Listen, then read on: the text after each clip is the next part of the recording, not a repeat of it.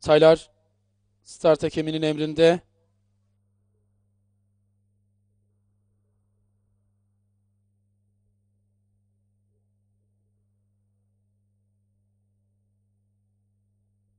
Beyaz bayrak kalktı. Start verildi. Koşu başladı. 5 numaralı Ekin Burcu değerli izleyiciler. Rakiplerinin şu anda 15 boy gerisinde 5 numaralı Ekin Burcu starta takıldı. Rakiplerinin 15-20 boy gerisinde koşuya başlayabildi. 9 numaralı Power Gold ve içinde 7 numaralı Yusufunoğlu ilk metrelerde sert bir tempoyla kaçıyorlar.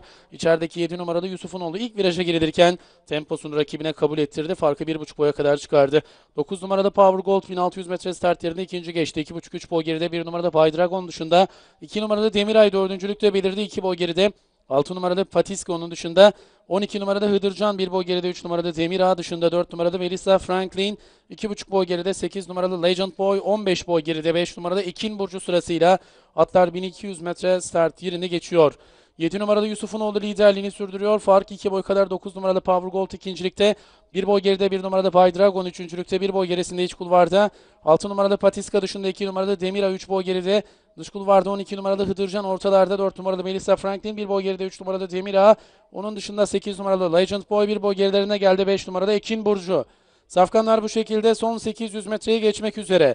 7 numaralı Yusufunoğlu liderliğini sürdürüyor. Fark 2 boy kadar. İç kulvardan yaptığı ataklarla 6 numaralı Patiska kolay bir şekilde ikinciliğe girdi. Hemen dışında 1 numarada Bay Dragon üçüncülükte.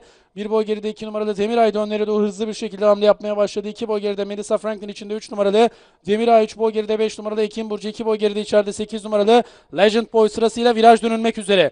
Düzlüğe çıkılırken 7 numaralı Yusufunoğlu'nun orta kulvardan yaptığı ataklarla 1 numaralı Bay Dragon yakalamayı başardı. İçeriden 6 numaralı Patiska'nın ortalardan 4 numaralı Melissa Franklin içeriden 3 numaralı Demiray'ın en dış kulvardan 2 numaralı Demiray'ın gayretleriyle Safkanlar son 400 metreye giriyorlar. En dış kulvarda 1 numaralı Bay Dragon ortada 4 numaralı Melissa Franklin. İçeride 3 numaralı Demiray bariyer dibinde 6 numaralı Patiska. Şimdi 4 numaralı Melissa Franklin geldi. Gruba hakim ol dışarıdan 1 numaralı Bay Dragon atak yapıyor. Son 200 metre geçildi dışarıda 1 numaralı Bay Dragon içeride. 4 numaralı Melissa Franklin. Şimdi 1 numaralı Bay Dragon rakibine hakim olur içeriden. 4 numaralı Melissa Franklin gelse de fark 1,5 boya kadar çıkıyor.